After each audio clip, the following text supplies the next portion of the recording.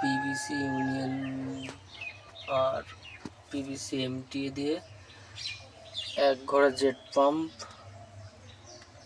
Motor connection দিয়েছে, কিন্তু output direct লাইনে চাবি বন্ধ করে রেখেছে। এমটি লিকেজ করে জল বেরোচ্ছে।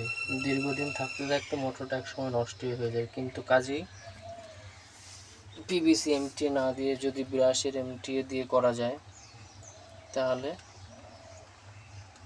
এই লিকেজটা করে না আর মোটরটাও ভালো থাকে। এখন আমরা পিভিসি এমটিএ বাদ দিয়ে এখন ব্রাশের এমটিএ লাগাবো।